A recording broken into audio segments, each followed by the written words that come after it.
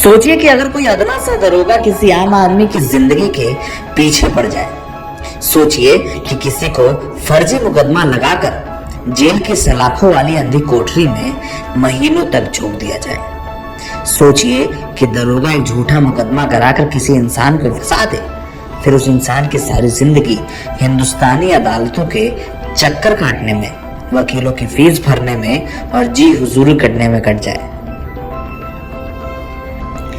ये कहानी सिर्फ सोचने भर की नहीं, सच की है। उत्तर प्रदेश के मुजफ्फरनगर के रहने वाले 70 साल के रामरतन की करीब 1/3 उम्र जेल, अदालत और जमानतों के कागज जुटाने में चली गई है।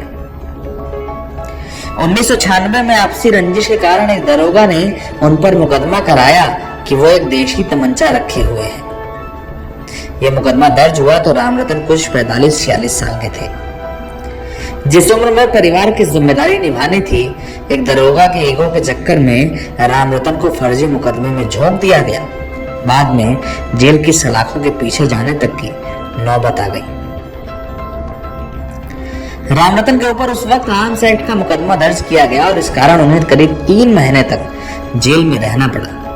इस दौरान तमाम प्रताड़नाओं के बावजूद उन्हें जमानत नहीं मिली। रामरतन के खिलाफ पुलिस इस अवधि से लेकर अगले 24 साल तक कोई ठोस सबूत अदालत में पेश नहीं कर पाई, लेकिन अदालत तो अदालत है। करीब 500 तारीखों, 24 साल की जिरह और लाखों रुपए के अदालती खर्च के बाद रामरतन साल 2020 में अदालत से बरी हो गए।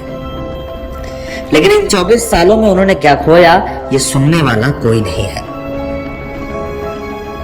अब अपनी पथराई आंखों को लिए रामरतन ये कह रहे हैं कि वो निर्दोष है। वो कह रहे हैं कि अदालत के खर्चों में सारी कमाई चली गई।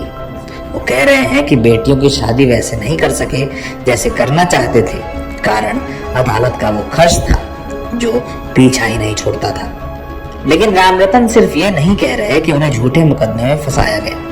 अब उनकी मांग है कि उस दरोगा को सजा मिले जिसने उनसे उनकी जिंदगी के 24 साल छीन लिए। वो नाम बताते ये कहते हैं कि जैसे मेरे साथ हुआ, भगवान ना करे किसी और के साथ हो। रामरतन कहते हैं कि 24 साल तक उनका जीवन नर्क के बराबर रहा है। अदालतों से जूझते जवानी कट गई, बेटियां कब बड़ी हो गई पता ही नहीं चला।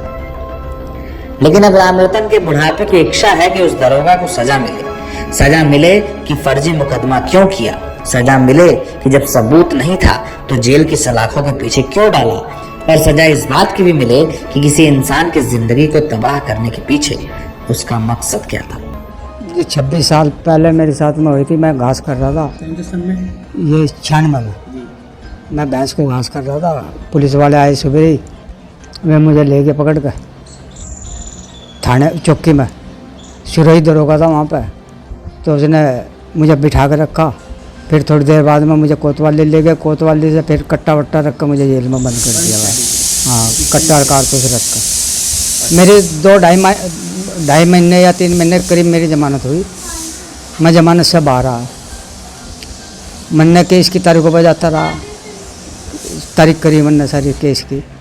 तो सन इसमें फिर मेरा ये केस 2020 में बरी हो गया। मैं इसमें बरी होने के बाद में जो मेरी आर्थिक स्थिति थी वो बहुत ज़्यादा डमाडोल हो गई। कम से भी कम 400 बार में 400-450 बार तारीखों पर गया। मेरी स्थिति डमाडोल हो गई। मेरी 2 लड़कियां पढ़ नहीं पाई, उनकी शादी भी ढंग से नहीं हो पाई।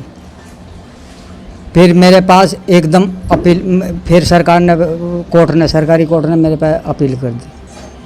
अपील करने के बाद में मैं 2 साल इस अपील को लड़ा।